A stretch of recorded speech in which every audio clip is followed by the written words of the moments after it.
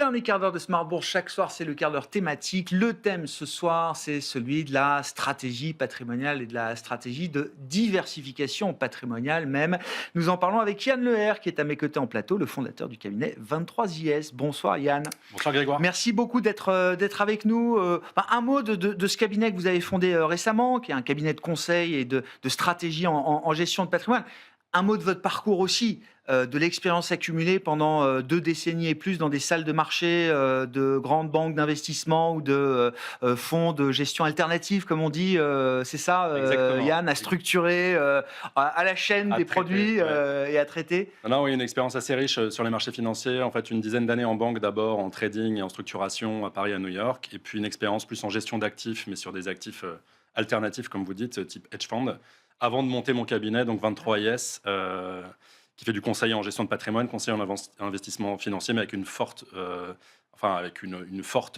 fort ADN en fait sur l'investissement. Donc c'est vraiment la valeur ajoutée qu'on a proposée aux clients. Ça m'intéresse. On va parler de vos sujets, mais comment vous avez fait choix de basculer dans le monde de la gestion de patrimoine et y observer le marché, j'imagine. Ouais. Quel positionnement est-ce que vous avez choisi pour votre cabinet avec l'expérience accumulée justement ? Je pense qu'il y a de la place pour des acteurs qui vont essayer de faire le pont justement entre la gestion de patrimoine traditionnel, le conseil en investissement traditionnel et les standards d'exigence qu'on peut retrouver dans l'investissement professionnel. Donc c'est un peu ça la valeur ajoutée que j'ai senti que je pouvais apporter à des clients en particulier. Et donc voilà, quitter vraiment la grosse entreprise pour aller se confronter plus à la personne et au client final. Au terrain, au client, dans une aventure entrepreneuriale. Félicitations Yann, avec l'expérience que vous avez sur les produits structurés justement. Comment vous regardez ? Alors déjà, peut-être mettre un peu les choses en perspective.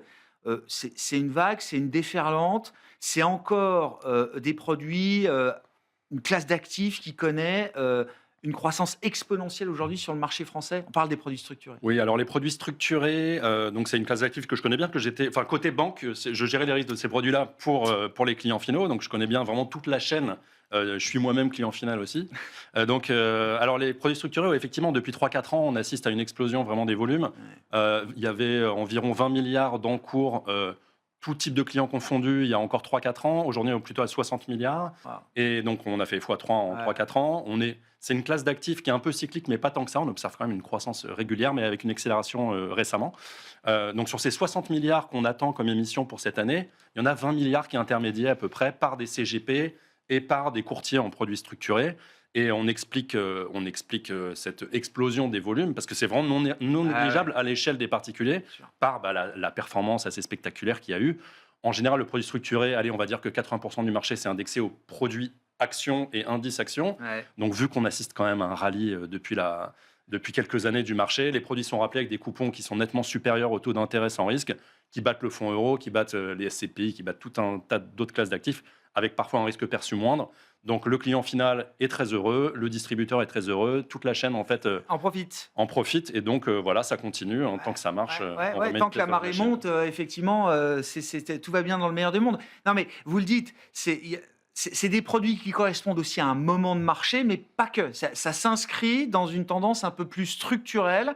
Et alors, je sais que vous n'aimez pas la terminologie classe d'actifs, on pourra y revenir, mais c'est quand même quelque chose qu'on va retrouver structurellement dans le portefeuille de clients finaux intermédiés par des conseillers financiers ou des CGP. Oui, alors il y a en fait un des grands avantages. Moi, j'aime beaucoup ces produits-là, mais ça veut tout dire et rien dire. Ouais, parce qu'en fait, il y a du bon et du moins bon, j'imagine. Il y a vraiment un produit hybride, il y a de la dette bancaire, il y a de l'indexation au marché.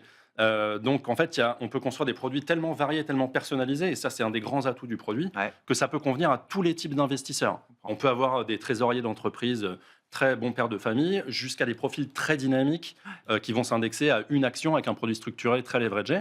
Donc on peut construire un produit sur mesure pour tous les types de profils d'investissement, et ça fait de lui un bon produit. Ce que je trouve aussi assez intéressant dans ce produit, c'est que comme il y a des dates de rappel automatiques régulières, ça fait des points de rendez-vous aussi avec son épargne, avec son conseiller, pour voir si on fait de la réallocation et si on réfléchit, on restructure le portefeuille. Donc en fait, ça a plein de bons atouts. Après, je dirais que pour bien les connaître aussi, il y a des points d'attention.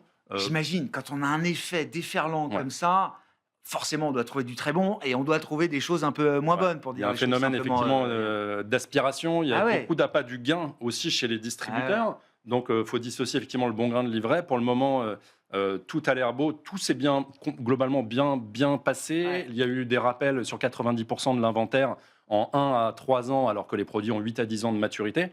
Donc voilà, c'est peut-être le moment de se poser et de regarder justement qu'est-ce qui est bien, qu'est-ce qui n'est pas bien. Et pour le client final, il faut regarder quand même enfin ça c'est vraiment tarte à la crème, c'est basique, il faut regarder quand même la structure des frais. Bah, Il y a beaucoup d'intermédiaires, donc oui. intermédiaires, 10 000 feuilles de Ouais. frais, donc ça, il faut regarder comme sur tous les investissements. Euh, Après, l'autre chose, là, je m'adresse peut-être un peu plus à mes confrères. On voit que sur les 20 milliards émis à destination d'une clientèle retail particulier, client final, on voit qu'il y a 20 à 30% qui sont sur des produits dits à décrément. Donc, ce sont des produits qui, en apparence, offrent des meilleurs coupons en contrepartie d'un risque qui n'est pas forcément bien perçu. Et ça peut être de manière tout à fait naïve par le distributeur. Et pour le client final, le risque n'est pas très mal. Donc, je dirais qu'il faut vraiment creuser aussi pour avoir un certain niveau d'expertise qui permette de ne pas avoir des problèmes après, de ne pas décevoir le client et de ne pas avoir de problèmes avec ses clients dans le futur. Et voilà. Donc Il faut être sélectif aussi, hein, comme faut- n'importe quel voilà. produit ou Ça n'importe demande, quel ça investissement. demande de l'expertise. Ouais, ouais. Et après, c'est aussi un produit qui permet, voilà, comme on le disait, c'est pas un produit pas un produit de diversification, c'est pas une classe Alors, d'actifs. voilà. C'est une manière d'allouer dynamiquement une enveloppe action, je dirais. Donc en fait, voilà, il ne faut pas parler de classe d'actifs, c'est de l'action et de l'obligation. Donc ça permet de moduler le niveau de risque au sein d'une classe, d'une enveloppe action générale. D'une poche action. Voilà. C'est bien dans la poche action qu'il faut considérer ces produits. Ça sert à quoi dans une allocation globale, effectivement, c'est structuré? Dans l'allocation globale, alors après, encore une fois, les structurés peuvent être indexés aussi au taux, ils peuvent être indexés au crédit, ils peuvent être indexés aux actions. Sur une partie action, ça va permettre justement tous les X temps, les dates de rappel, de dire, voilà, je voudrais être un peu plus offensif maintenant. Ça va permettre de faire un peu plus de trading. Donc, on peut avoir un fonds de portefeuille OPCVM, ETF classique, et puis au-dessus de ça, avoir régulièrement en fait, des investissements diversifiés sur différents indices, différentes actions, des paniers d'actions, et avec régulièrement de réallouer, soit plus dynamique, soit plus conservateur en fonction Vous ne le de considérez pas comme du fonds de portefeuille? Je considère, moi personnellement, je considère ça, je considère que ça peut représenter jusqu'à 30-40% d'une poche action. Donc c'est quand même d'une poche action qui peut avoir du sens, Ouais. même en quantité assez importante. Oui. Bon. Et vous dites, attention, c'est pas un produit qui diversifie. Non. C'est un produit qui vient s'ajouter à des actions que vous pouvez détenir à travers des fonds traditionnels, en titre vif, etc. Ouais. C'est un produit qui permet de moduler vraiment le risque action. En fait, une action, quand on achète une action Apple, elle prend $1, on gagne $1, elle perd $1, on perd $1. Un produit structuré, c'est beaucoup moins linéaire comme exposition, donc ça permet d'être plus conservateur. Il y a des niveaux de protection en capital. Si on achète l'action Apple, qu'elle va à la faillite, on a tout perdu. Oui. Dans les produits structurés, certains aujourd'hui avec la hausse des taux permettent d'avoir une partie du capital qui est garantie, donc de ne pas s'exposer totalement, mais en contrepartie de moins d'exposition à la hausse aussi. Donc ça permet vraiment de personnaliser à l'extrême sa poche action. Bon. Si les taux étaient amenés à baisser, je ne sais pas, les banques centrales baissent un peu les taux, est-ce que ça change les paramètres justement de ces produits, un peu, beaucoup, pas tant que ça? Le taux, c'est un des paramètres importants, mais c'est surtout les taux d'intérêt, ça va permettre de mesurer la quantité de protection en capital qu'on pourra mettre, le pourcentage de capital protégé. Après, les sous-jacents, à taux très bas, il y avait énormément de structurés qui étaient émis, à taux important, il y a eu énormément de structures émises et bizarrement de même nature, avec pas nécessairement plus de garanties en capital. Si les produits structurés ne doivent pas être utilisés comme des outils de diversification, comment on diversifie son allocation? Et l'allocation un peu traditionnelle, j'ai des actions, des structurés dans ma poche action, et puis une poche taux, généralement, là aussi, qui peut être conséquente. Comment on se diversifie partant de là, Yann? C'est là que c'est bien. Chez 23yes, on a vraiment cette approche holistique. Je vais vraiment creuser. Moi, ça, c'est mon ADN et c'est mon expertise d'aller creuser, faire des due diligence vraiment sur tous les produits, être au fait de tout cet écosystème d'investissement potentiel du marché, des actifs les plus basiques, ETF, S&P, à les droits musicaux qui sont aussi quelque chose d'assez intéressant. Donc voilà, on voit plein de manières d'investir et de diversifier. Et pour nous, la diversification, c'est pas juste un mot, c'est pas un nombre de lignes dans le portefeuille, c'est la théorie de Markowitz qui a été nobelisée en 1990. C'est des matrices de corrélation qui sont dynamiques. Donc c'est vraiment quelque chose qu'on a théorisé et c'est une approche scientifique.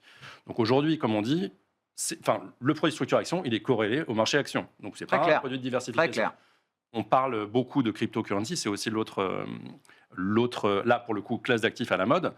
Ça permet de la diversification. Jusqu'à il y a 3-4 ans, il y a absolument zéro corrélation entre les actifs traditionnels, taux, equity, et le Bitcoin. Là, ça c'est un tout petit peu financiarisé, donc on a des niveaux de corrélation autour de, je parle du Bitcoin là, 30-40% à peu près. Avec Ça le marché d'actions. Ouais, D'accord. ça reste à peu près.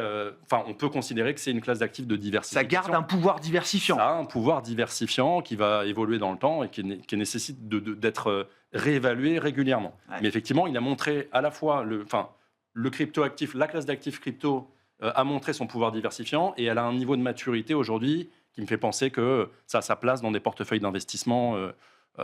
Pour évidemment. le matheux que vous êtes, Yann, pour dire les choses simplement, effectivement, oui, les cryptoactifs, le Bitcoin étant l'emblème le plus important, Figure de proue, oui. ouais, la figure de proue, ont acquis cette maturité, on a suffisamment de données, d'historique pour comprendre justement les mouvements de ces actifs-là, en tout cas, et les mouvements et les corrélations que ces actifs-là peuvent entretenir avec d'autres classes d'actifs. Alors, on a suffisamment d'historique pour se dire que c'est un actif qui est là pour durer. Alors, le Bitcoin, vraiment, c'est le premier actif qui nous a familiarisé avec la blockchain. Aujourd'hui, il est considéré par certains pays, certains gros institutionnels comme une réserve de valeur.